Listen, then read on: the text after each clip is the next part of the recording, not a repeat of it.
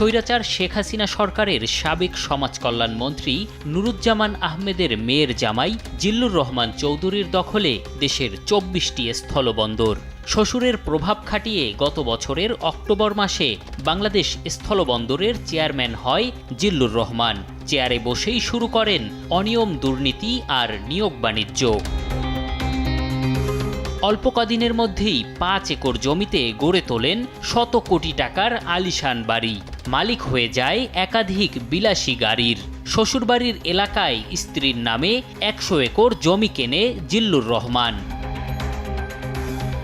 দুর্নীতির টাকায় এলাকায় সমাজসেবা করে বেড়ান জিল্লুর রহমান।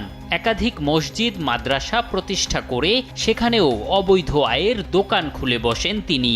৮ থেকে ১০ জন শিক্ষার্থীকে এতিম অসহায় দেখিয়ে সরকারি বেসরকারি বরাদ্দ হাতানো শুরু করেন জিল্লুর রহমান। তার অবৈধ আয়ের অন্যতম খাত নিয়োগ বাণিজ্য।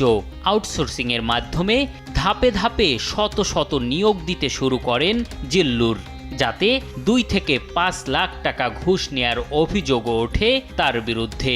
নিজ স্বজনদের নিয়োগ দিয়ে স্থলবন্দরগুলো পারিবারিক প্রতিষ্ঠান বানিয়ে ফেলার অভিযোগও আছে বর্তমান স্থলবন্দর চেয়ারম্যান জিল্লুর রহমানের বিরুদ্ধে। স্থলবন্দর চেয়ারম্যান হিসেবে একটি গাড়ি পেলেও তিনি তার দখলে রাখেন সরকারি ৩টি গাড়ি। বাধ্য হয়ে বন্দরের নির্বাহী প্রকৌশলী চুক্তিভিত্তিক ভাড়া গাড়িতে চলতে থাকেন। এছাড়াও একের পর এক ভৌতিক প্রকল্প আর তা দিয়ে হাজার কোটি টাকা আয় করেন জিল্লুর রহমান।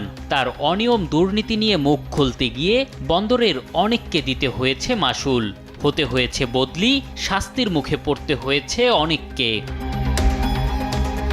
বিষয়গুলো নিয়ে একাধিক অভিযোগ দেয়া হলেও স্বৈরাচার শেখ হাসিনা সরকারের এমপি ও সাবেক মন্ত্রী নুরুজ্জামান আহমেদের জামাতা হওয়ায় বহাল তবিয়াতেই আছেন জিল্লুর রহমান চৌধুরী। ওয়ার্ল্ড ব্যাংকের ৩,৪০০ কোটি টাকার উন্নয়ন প্রকল্প সহ ১০,০০০ কোটি টাকার উন্নয়ন প্রকল্প বাস্তবায়নে সাবেক মন্ত্রীর স্বেচ্ছাচারিতায় জিল্লুর রহমানকে উক্ত পদে পদায়নও করে তিনি।